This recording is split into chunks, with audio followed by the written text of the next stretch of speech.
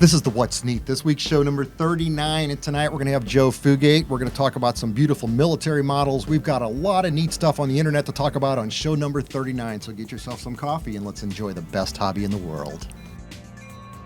The What's Neat This Week video podcast is supported by enthusiastic model railroaders just like you.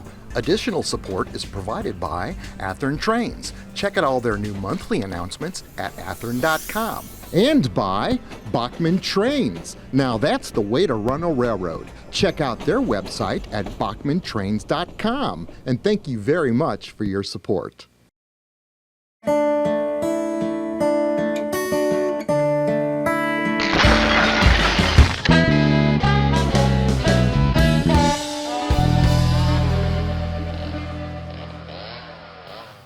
This is the What's Neat This Week podcast number 39 for June 16th, 2018. Welcome to the show. Pull yourself up some coffee because tonight we've got with us Joe Fugate from Model Railroad Hobbyist Magazine. Welcome, Joe. Hi. We've also got tonight Michael Budde. I am Ken Patterson, the host of the What's Neat show at Model Railroad Hobbyist Magazine. I bet Joe loves it when I say that. I've got Joshua Barton from Sugar Fire. We loved your barbecue there, Joshua. And I've got Dirk Reynolds behind camera number 1, and camera number 2 is all by itself this evening. So tonight we've got some new news, and in the news, first of all, I'm going to start with Rapido. I saw a video on Jason's Facebook page that shows that they are really studying and catering to now the European market over in the UK, over in England, my home country where I was born, in Harrogate, Yorkshire, right. England in 1965. But that's a very interesting move. You've got to really understand the market to do that, but Jason is very smart, and I'm sure he'll come out with some gorgeous models because now it's time for me to start getting some nice British steam locomotives. I look forward to whatever he comes out with. Also, Sparky107107, you'll know him as Dave Hunstein. Hunstein, did I say that correctly? Yeah. He filmed some behind-the-scenes footage when he was here 2 weeks ago filming the What's Neat This Week podcast when Ron Perry was sitting here with where Joshua is. And there's some very interesting footage on his YouTube site called Sparky107107. You guys should check it out. It's really interesting to see us working behind the scenes. It looks weird to see me doing a photo shoot. I look hyper out there. I don't know if that's how I am all the time, but it was really strange watching me work. I've never seen that before. It's like, who was that guy? Also, one more thing in the news I've got here. There's a new show on the Science Channel. It's called Impossible Engineering, Extreme Railroads. I found it to be an extremely interesting documentary for about an hour. I think there's 6 or 8 episodes. You can check them out. I've got their screen capture from the Science Channel's website. It's really cool. It's not like the history of the railroads. It's more like the obstacles that they had to get through to get to where they're going. For example, in Switzerland, how do they avoid the snow in this mountain range? They made a 7-mile tunnel where the train snaked up the mile through the tunnel to the top. It's an amazing show. Check it out. And I think that's all I've got. So, Joe, tell me, you're with us this evening. You are the editor of Model Railroad Hobbyist Magazine. 300 and something pages of quality content, and I'll bet most of the viewers that watch this show are very kind of unfamiliar with it. So yeah, well, at least some of your viewers probably are unfamiliar with Model Railroad Hobbyist. I mean, you mention it, you say you have the What's Neat show and Model Railroad Hobbyist, but yeah, we're a free, all digital, ad-supported magazine, and each issue has at least 200 pages. And we just released issue 100, so we've been publishing for a while. We're 9 years now. And so if people are watching this video on YouTube and they haven't really checked out Model Railroad Hobbyist, you really should, because I figure there's somewhere over 20,000 pages of Model Railroad content now since we've been going for 9 years. And you know, you think about that, there's 20,000 pages and it's all free. And you've got some very accomplished modelers that do write for you. For example, Mike Rose. We all know him as a very, very good modeler. He does a Scotty Mason show. Also, Mike Confalone, which is an exceptional modeler. His work has been exposed not only in Model Railroad Hobbyist Magazine, but your sister, I guess, internet publication, which is Train Masters TV. Did I get it right? Train Masters TV. Train Masters TV. I got it right. I used to always call that something else, but okay, great. And so, he was in there. Might be some, yes, mics. The two mics are great. there might be some people that aren't aware of what Trainmasters TV is either. Trainmasters TV is a part of the entire overarching entity that we call MRH Media, Model Railroad Hobbyist Media. And we started Trainmasters TV in the fall of 2013. And there's new videos that get posted there once a week. And so every week there's new stuff. And it's a Trainmasters TV, whereas Model Railroad Hobbyist is free and ad-supported. Trainmasters TV has no ads, so it's not like YouTube. No commercials. There's no ads. Okay. No ads. And since we've been going since 2013, I did an estimate now of all of the content that we've got up there. I figured if you started watching Trainmasters TV for 30 minutes a day, 7 days a week, it'd take you 9 minutes, or 9 minutes, take you 9 months to watch it all, okay? And then when that 9 minutes was up, now you'd have another month and a half of new content to watch. So there's a lot up there. And it is a membership site, though, because there's no ads. So it does cost something. But the way I like to express it is it's 92 cents a week is about what the price is. And if you think about it, if you go like get a mocha latte, that's like $4.70. So 92 cents a week gives you, basically, I call it an investment in your hobby, right? Okay. And a mocha latte is 30 minutes of sipping pleasure. So that's the difference. The one thing I can say about Trainmasters that I really appreciate is the editing quality. The gentleman, Barry Silverthorne, that does all the work on that publication for all intentional purposes, all the videography, is a very professional, well-honed documentarian. Did I say that word? Yeah. He makes documentaries for like the BBC, for real live, real professional stuff. So for example, if he does a layout tour, he's going to start out with the beautiful streets of the town and the flowering baskets and look at the beautiful quaint town that this layout is in, a little history about the town if there is some to go with it, and then he launches to the guy's layout, and it's so well produced. It's just, when I see his videos, they scare me because he mixes the black and white images of the history in with the video, and I know how long that takes.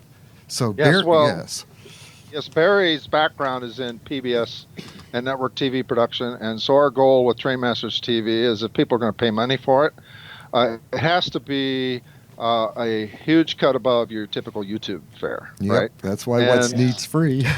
and so that's what we do. And so we make sure that the guests that we bring on Trainmasters TV are savvy modelers who really know their stuff, and we cover topics. It's kind of a little bit ironic to me is a lot of the questions you're getting on your YouTube channel, we've already answered those on Trainmasters TV with demos.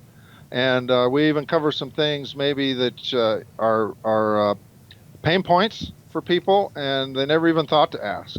One of my favorites recently that we just did was ballasting turnouts, so the points will never stick when you ballast the turnouts. And so wouldn't that be handy to know that you can ballast your turnout and you'll never get points that stick? Right. Yeah. Right. Yeah. So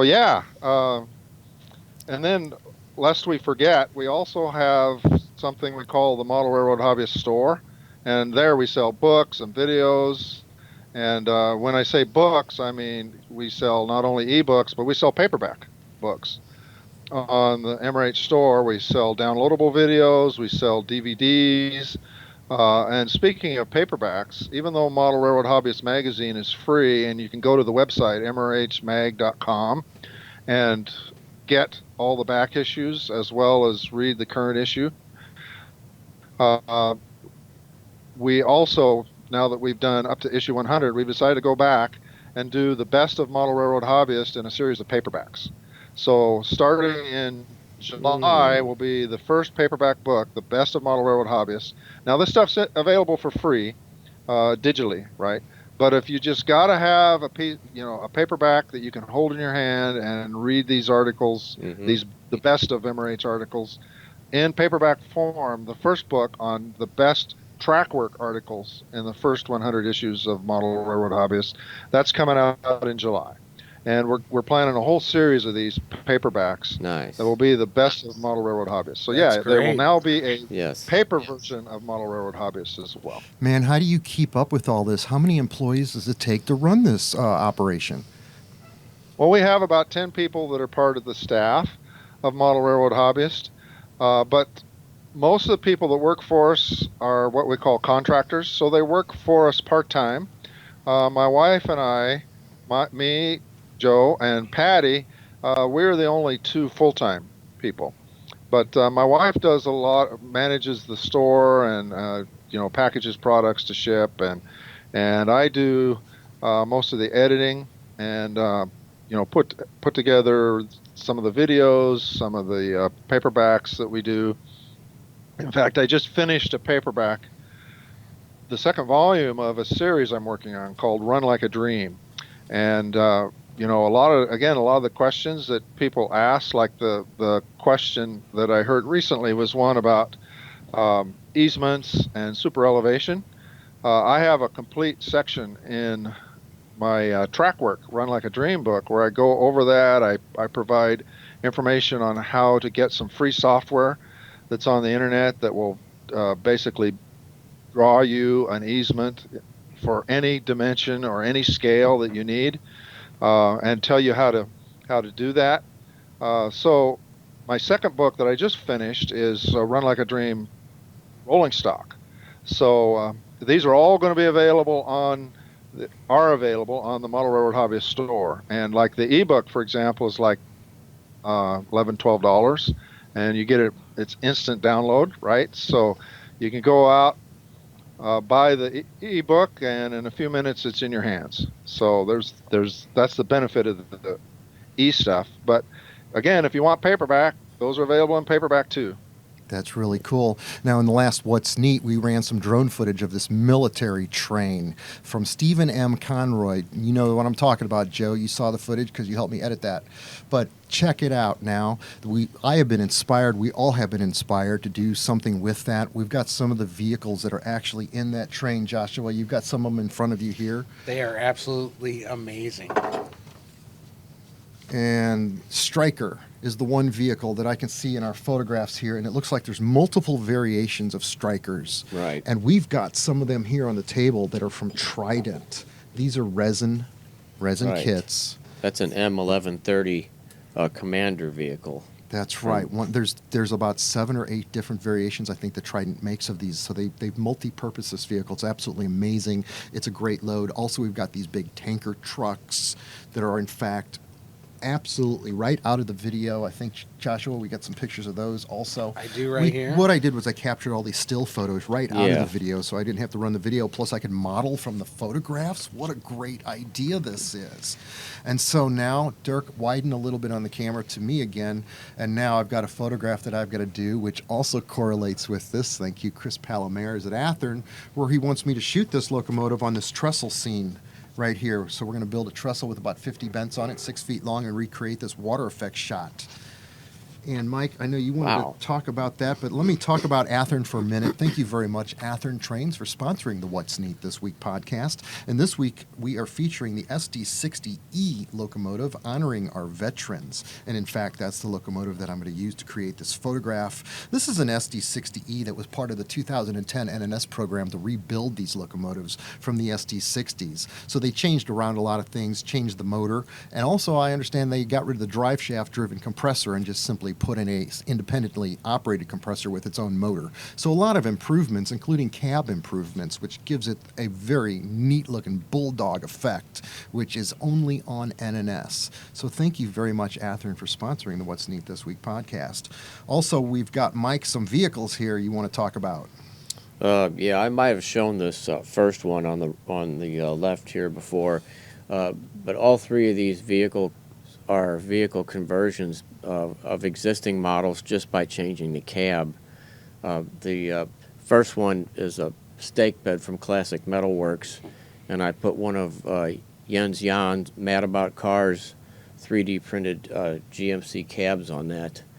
And then the next one is also a Classic Metalworks tanker truck, but it came with like a 1937 Chevy cab or something. I wanted to update it to my period of modeling, so I put the CNC soft metal castings 1974 C60 Chevrolet cab on that one. That is so cool. I love it when you do this. Right. And then the last one is a conversion. Also, it's an Athearn tow bed, thanks to Rich Olson from Washington State. He sent that to me, knowing that I was looking for one. And that's one of the cabs I did earlier this summer, resin cab of a Chevy or GMC truck with the etched metal grill by John Tyson. So there's a couple other vehicles here by Bachmann. Yes, thank you very much, Bachmann of Philadelphia, for also sponsoring the What's Neat This Week podcast. And Mike is going to talk about these really cool rail vehicles that Bachmann has come out with it right on the rails. In fact, Mike, you're going to trick one of these out, aren't you? Well, yeah, I'm going to try and fix it up a little bit. They really are quite nice to start with, actually. The bus looks almost scale compared to the other school buses that are out. The hard thing that they have to deal with is powering these buses through the wheels. So they have to use metal wheels with flanges on them, which isn't prototypical.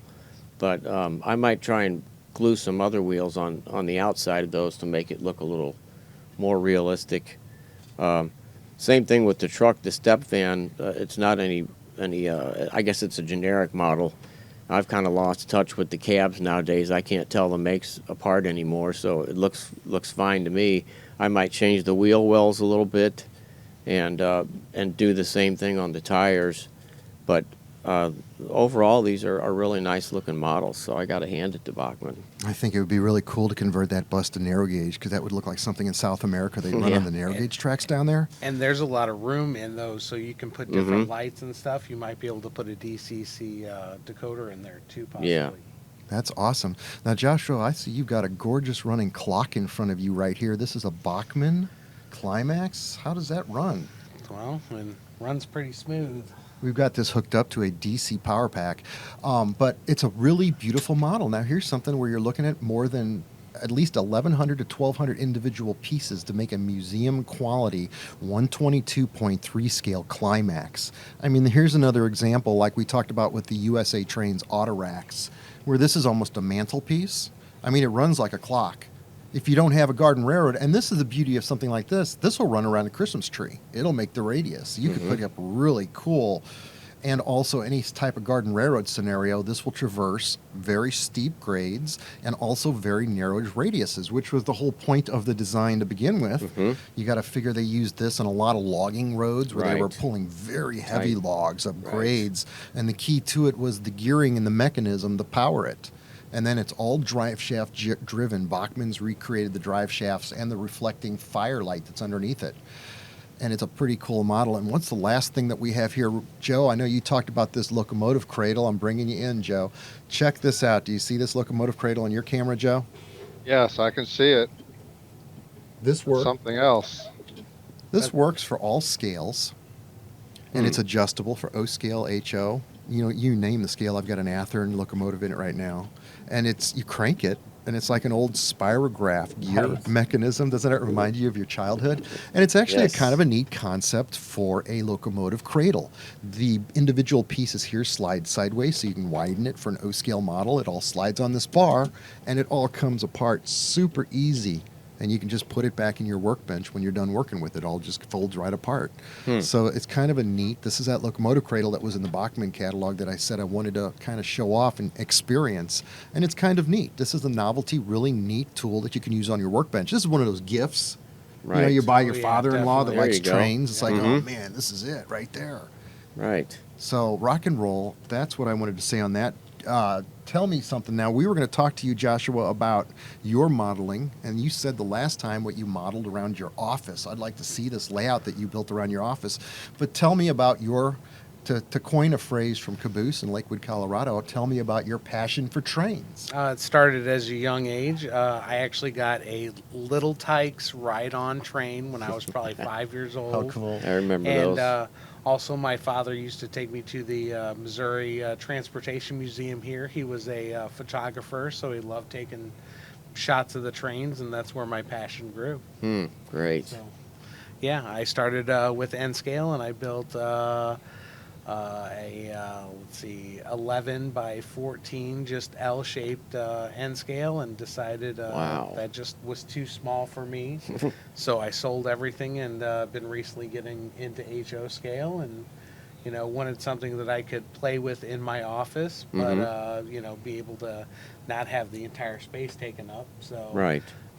most of the width away from the wall is 12 inches. I have a little bit that's 24 inches, so I can get a little bit of a yard, but it just runs around the room. I have a pull-out piece for the door and for the window, in case I got to Lift get in or out sections. Yeah. I love lift out sections. Those are great. So I'm trucking away. Wow. Now, Joe Fugate, tell me, why do you like trains? What I know you're a computer junkie and an internet expert and all that kind of stuff. You're one of them engineer kind of guys, but why do you like modeling?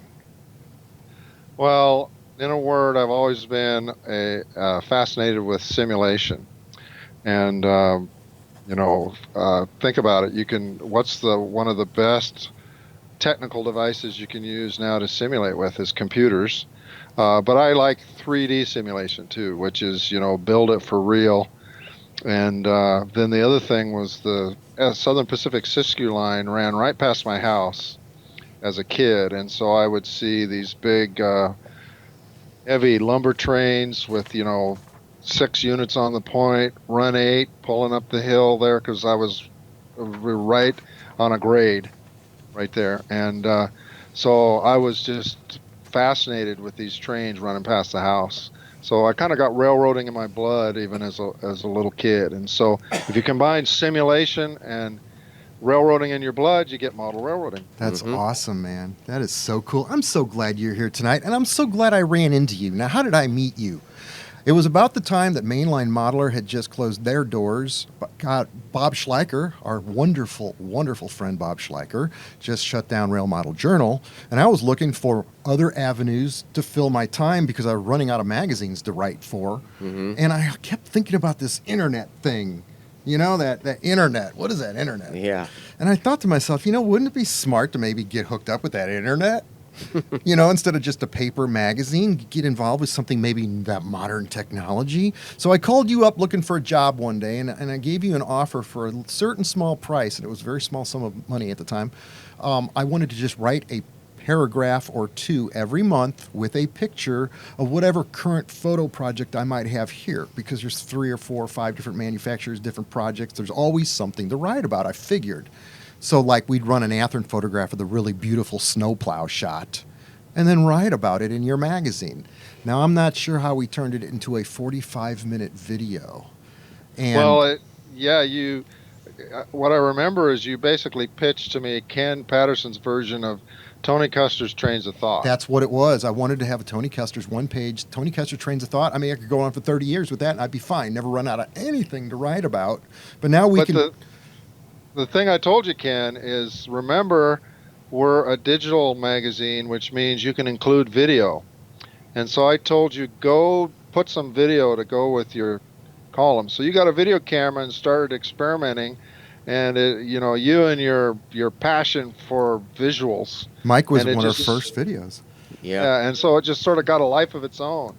And plus, as you know, I would coach you all along the way, say, Ken, you need more how-to stuff. You need to be, how to improve camera, better audio, all of that. And you've been a superb. You're like a sponge, right? You just soaked it all up, took it and ran with it. So, you just really have done some amazing things with it, Ken. Yes, and quite an investment. I want to say I maxed out my credit card of about $15,000 for the, all the equipment in order to produce the quality that we have. The most valuable tool I've got is that jib crane that gives us free, smooth, flowing shots. And I've got a 12-foot jib crane to do on the Garden Railroad, and I haven't even used it yet. I can't wait till that day comes that I can shoot out there. But I appreciate everything you've done. You've changed all of our lives. Essentially, we have all shown some of our talents similar to what we do on the show, where all we normally do on a Saturday night was get together and show each other's work for the week. And that's kind of what we do here on the show every Saturday night, is we just do it in front of cameras and microphones. And the one thing that I thought that was most important about working with you, Joe, that I discovered was how much more you can say in a few minutes of video than you can in a 4-page article with 8 or 10 or 20 how-to photos. You can say so much more quicker and show more in video. And it's So, not... yeah, Ken, there's this saying, right? A picture is worth 1,000 words. Well, I say a video is worth 10,000 words. It's a great medium. True. I thought it would be hard. We've gotten ourselves into a schedule where it's relatively easy to produce the show for you, which is sponsored by Caboose in Lakewood, Colorado, that wonderful train store. And I got it right. I don't need the dollar jar. And they just got their brand new Caboose out there. I can't wait to go out there and see it soon. But Joe, I really appreciate everything you've done for us in changing our lives. I mean, we're doing things we couldn't have imagined doing, but yet at the same time, we're very comfortable doing it because it's what we know. It's the best hobby in the world, and I do it every single day of my life, and I have for 30 or 40 years almost. Well, Ken, one of the things that I really appreciate too is the cross-pollination. Like when you bring James Wright and Ron Perry and these guys on, you brought John Batacola from TSG Multimedia, which, sidebar, by the way, we have a lot of TSG's videos that they sell on Trainmasters TV. So, there's a lot of cross-pollination there, and I just love the cross-pollination that happens in the hobby. It's great. It's really interesting because it's all of the internet people that you just discussed. They're not in the paper publications. They haven't had 400 articles and 200 covers.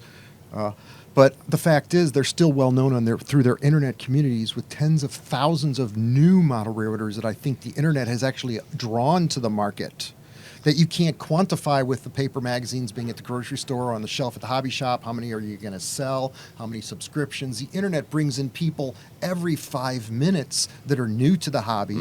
They see what we do. If it's easy to show and explain, then all of a sudden they're doing it. So what a great medium to share the best hobby in the world. This is where you go get that second cup of coffee. I know. Dirk, you got some readers' questions that we got to tackle real quick. Yeah, I've only got 2 here. We're introducing the questions. We haven't been doing this for a while. We do appreciate all the comments. We're really getting a lot of positive comments, especially for the DCC section we just did. Oh, yes. We've got Gary McCullough, and he said he noticed a Sioux Line double-door outside braced boxcar in Brad Sloan's freight train, and it appears to be taller than the other boxcars. Is this a one-off model, or is there a prototype for it? All of those were prototypes, exact prototypes, because I think they were sunshine resin kits, and there's a lot of effort and work goes into those. Those kits are built right out of photographs. So I'm pretty sure that if that was in that consist of trains, which I'll bet I'm showing it right now, here comes another edit. And you're seeing the train that Brad Sloan brought over here.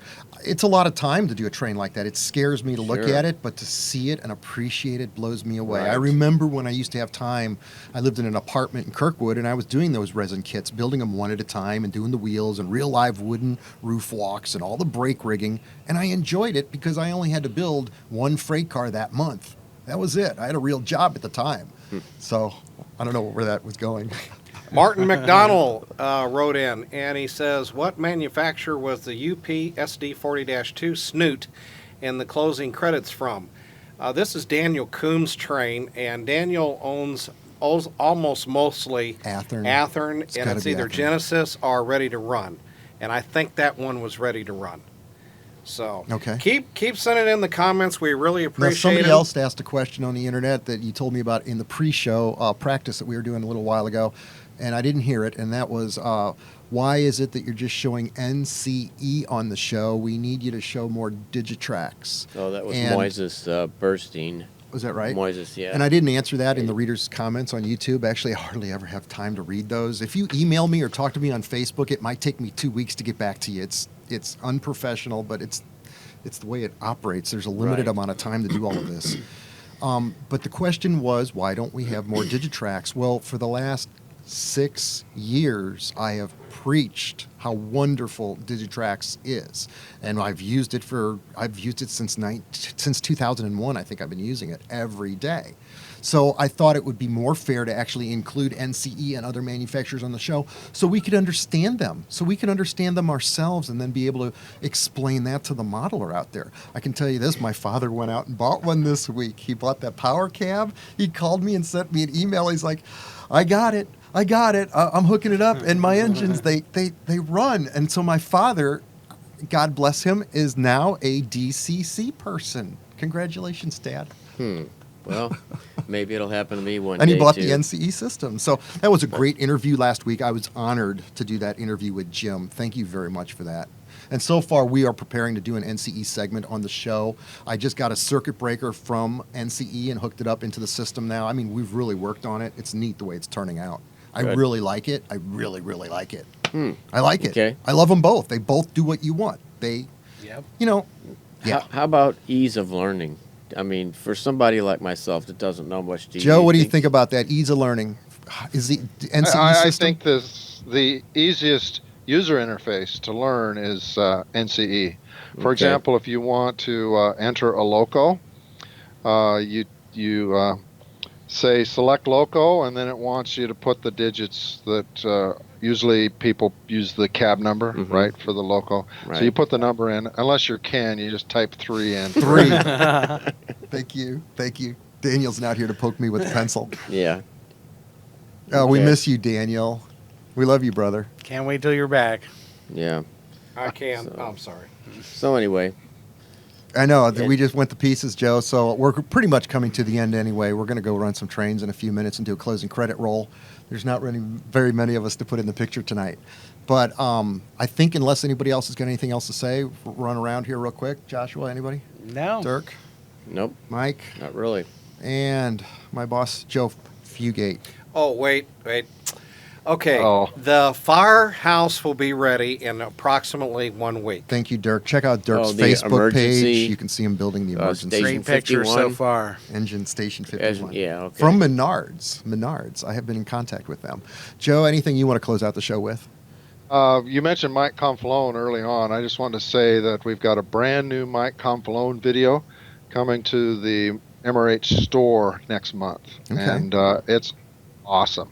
I mean, each video he does gets better and better. So this is one you don't want to miss. I have luckily been in contact with Mike. I met him on the phone for the very first time about 2 weeks ago, and he said he's looking forward to being on Skype on the show to tell us about all of his wonderful modeling techniques, and I know he's got some. So I'm looking forward seriously to meeting him. You mentioned Menards. Joe was talking about a new gas station they're coming out with.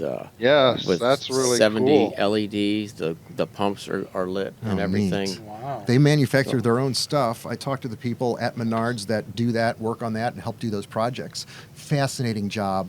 They do have a passion for trains, but it's seasonal. So, yes. Okay. And they're focused really on O-scale, I was told. Well, Now, I've been to Menards up by us here in St. Louis, and they do have HO and O scale. And I was there just the other day on works time, and they had both of them. So okay. Yes, this service station is a Shell service station from the 50s era, it looks like. And Ken, through the magic of B-roll, you can show a picture of that station right now. And that Shell sign that's at the top, that rotates. Boy. Yeah, Joe's making me work. Did you just hear that? Yeah. edit. I know. There was something else I wanted to say. I totally just blanked out and forgot what it was to close the show with something really cool that I was Because going I to say. interrupted you probably. It's okay. This is the way it is. The What's Neat This Week podcast put on by us, amateurs that are still almost professional model railroaders, I want to say. Joe, thank you so much for being on. And yeah, Mike Confalone, some awesome work. Now, we are doing a show next week. We don't get a week off this month because, according to the calendar, there's 5 Saturdays in June. So we're going to go 4 in a row. So next week we're doing another show. And we will, I'm sure, have a special guest on for next week, too. So I don't know who that's going to be, but we'll put it together when we do it. So at this point, this is show number 39. And we're going to close it out. Say goodbye, Joe. Goodbye, Joe. Bye. So long, Joe. We got Mike Budde tonight. I got Joshua Barton. I'm Ken Patterson. Dirk Reynolds, thank you very much for running camera. Daniel, we missed you. And that's going to close out show number 39, guys. Let's go run some trains. All right.